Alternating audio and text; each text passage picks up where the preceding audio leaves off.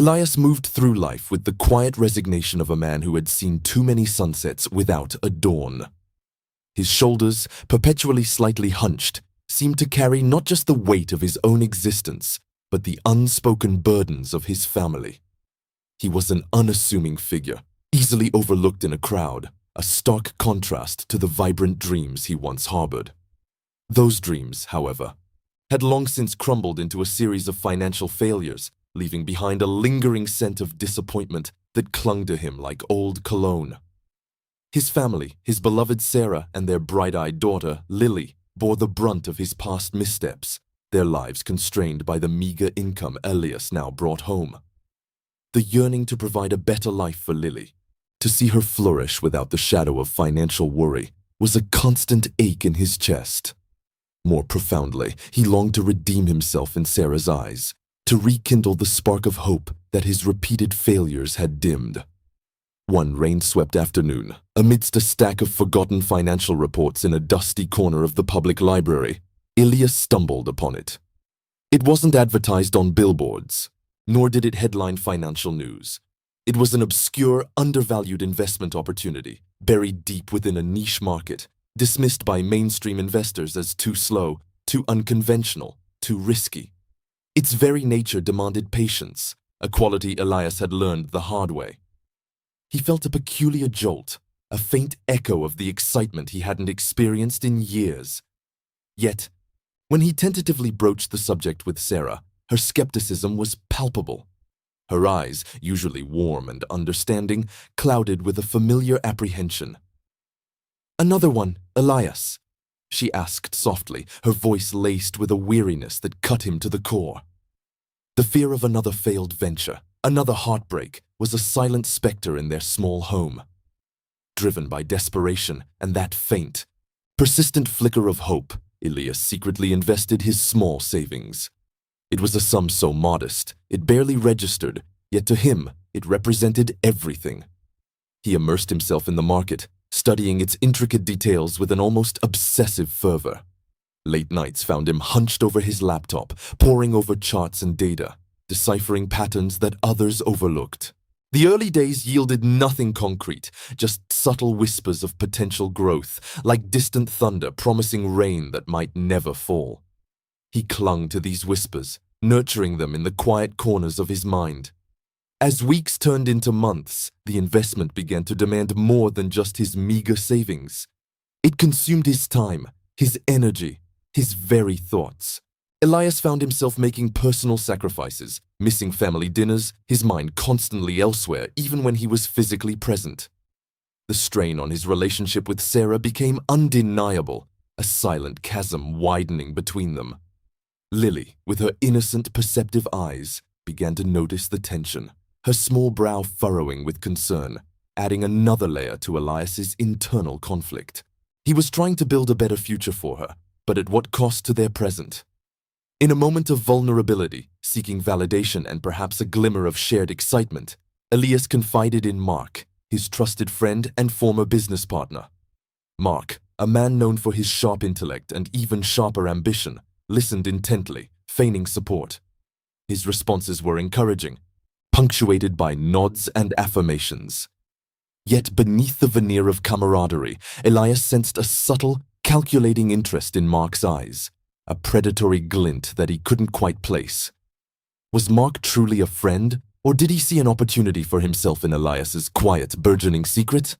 Before we continue, subscribe to the channel and tell us in the comments where you are watching from. The quiet investment, nurtured in the shadows of Elias's relentless study, began its slow, deliberate ascent. What started as barely perceptible murmurs of growth soon became a steady, undeniable hum. The charts on his screen, once flat lines dotted with speculative anomalies, now showed a clear upward trajectory. It was not a meteoric rise, nothing that would capture the attention of the frenetic mainstream markets, but a sustained organic expansion that spoke of deep, underlying value. Elias felt a quiet satisfaction bloom within him, a fragile flower pushing through long-dormant soil. His confidence, though still tempered by the bitter taste of past failures, grew with each passing week. He dared to dream again, cautiously at first, then with increasing clarity. He pictured a life free from the suffocating grip of financial worry, a future where Lily could pursue her passions without reservation, where Sarah's weary gaze would once again sparkle with unburdened joy. This wasn't just about money. It was about redemption, about restoring dignity to his family and to himself. Mark, however, watched Elias's nascent success with a different kind of interest. His initial faint support morphed into a calculated campaign of manipulation. He would call Elias, seemingly out of genuine concern, asking for updates, offering unsolicited advice, subtly probing for more detailed information. "Elias, my friend, you know I only want the best for you," Mark would purr, his voice a silken trap. He painted a vivid picture of collaboration, suggesting they combine their insights, their resources, to maximize the potential of this unique discovery.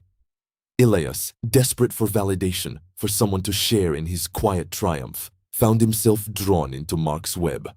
He longed for the camaraderie of a trusted partner, someone to witness his painstaking efforts finally bear fruit. Mark expertly exploited this yearning, weaving a narrative of shared ambition and mutual benefit, while all the while meticulously extracting every piece of crucial data, every strategic insight Elias had painstakingly uncovered. The emotional weight of this trust, so freely given, was already being silently crushed beneath Mark's opportunistic heel. Then, swift and brutal, came the grand heist. Armed with Elias's meticulously gathered intelligence, Mark orchestrated his move. He leveraged his extensive network, his deeper pockets, and his ruthless ambition, moving with a speed and precision Elias couldn't match. Before Elias fully comprehended the unfolding events, Mark had executed a series of strategic maneuvers, effectively seizing control of the investment's most lucrative aspects. Elias watched in horror as the very foundation he had built, brick by painstaking brick, was usurped, its potential diverted into Mark's coffers. The shocking revelation of Mark's true intentions hit Elias like a physical blow, leaving him gasping for air, his world tilting precariously.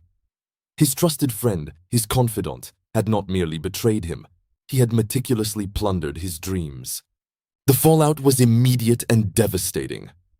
Elias confronted Mark, their heated exchange echoing with accusations and bitter recriminations.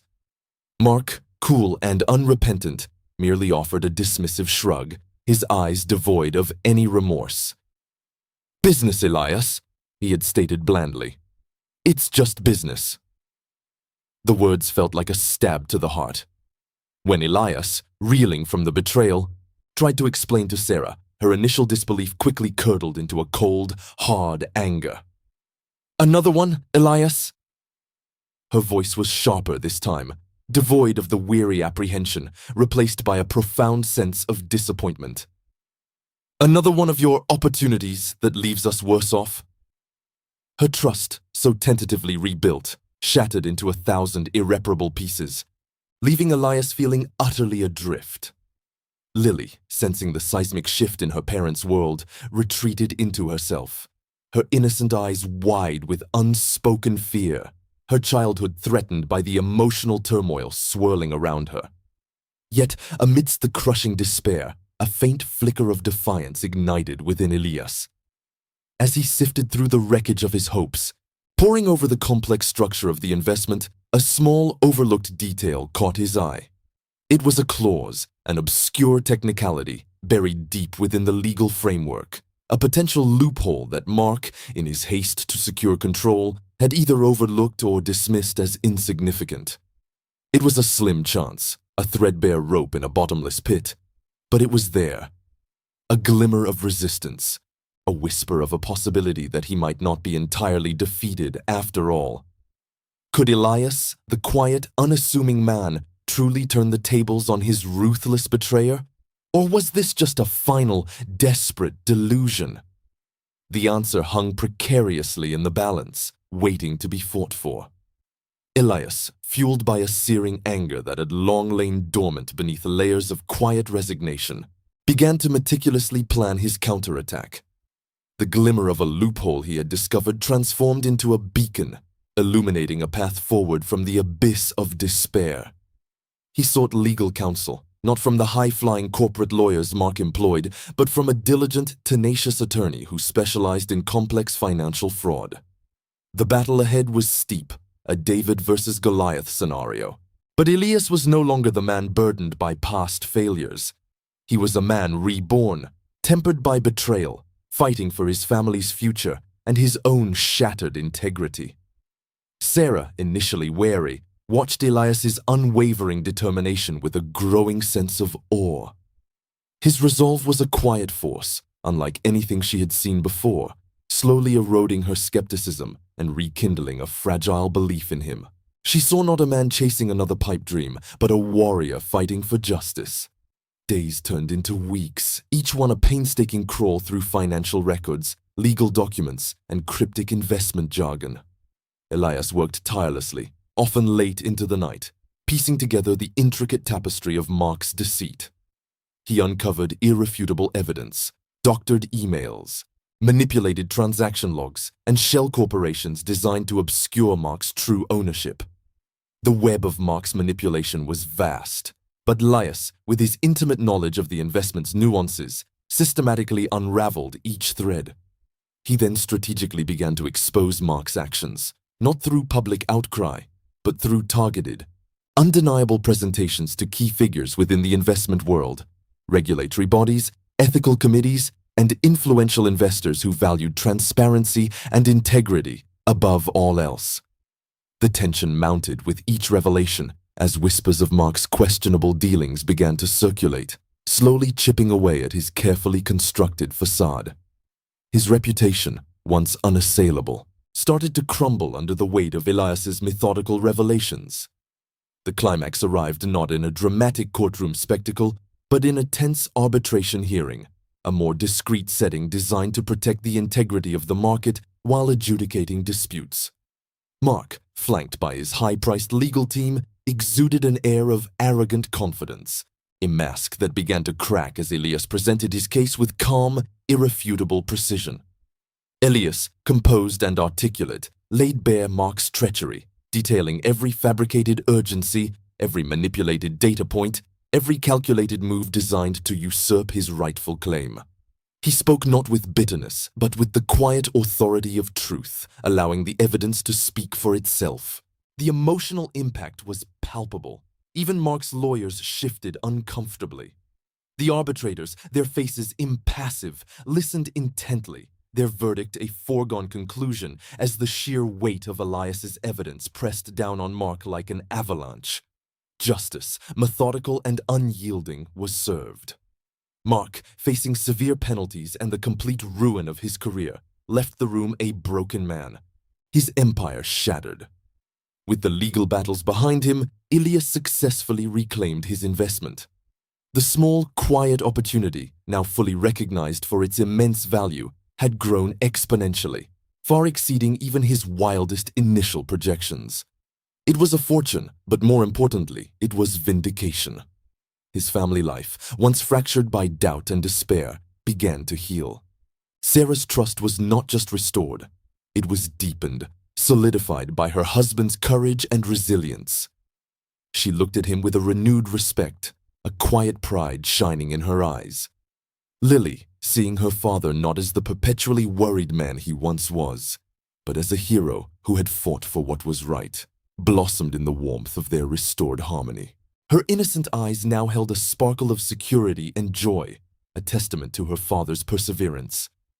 Elias, having achieved not just financial stability, but a profound sense of peace, chose to remain humble. He didn't seek the limelight or flaunt his newfound wealth. Instead, he focused on his family, ensuring Lily had every opportunity to thrive, free from the burdens he had carried.